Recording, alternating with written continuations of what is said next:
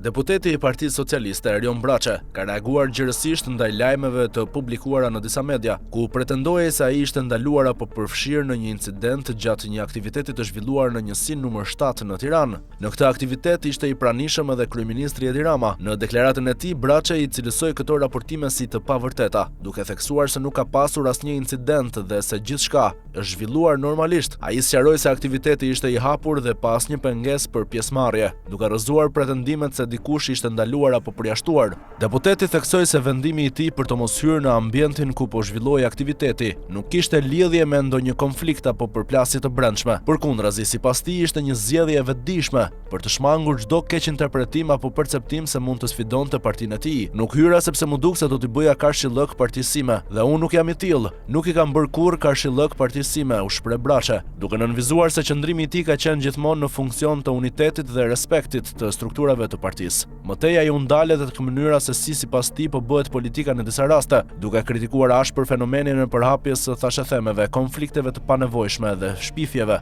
Braçe theksoi se nuk identifikohet me këtë qasje dhe se refuzon kategorikisht një politikë të bazuar në përplasje, fyerje dhe manipulim të informacionit. Ai përmendi një sër praktikash që i konsideron të papranueshme, si nxjerrja jashtë bisedave të brendshme, shtrembërimi i ngjarjeve dhe krijimi historive të pavërteta për konsum publik. Sipas tij, këto janë elementet që dëmtojnë jo vetëm individët, por edhe vetë jetën politike dhe besimin e qytetarëve. Në një moment të rëndësishëm të reagimit, Braçe la të kuptohet se burimi i këtyre lajmeve mund të jetë brenda vetë Partisë Socialiste, edhe pse nuk përmendi emra konkret. Ai deklaroi se nuk i vë faj mediave, por të njëjtëve në PS që shpërndajnë këto lajme, duke sugjeruar ekzistencën e tensioneve apo rivaliteteve të brendshme. Në përmbyllje, Braçe theksoi se gjatë gjithë jetës së tij politike ka ndjekur një qasje ndryshe të fokusuar në shërbim publik dhe tek qytetarët. Ai u distancua nga politika e konfliktit dhe theksoi se mbetet i përkushtuar ndaj një modeli që vendos në qendër interesin e njerëzve dhe punën konkrete për ta.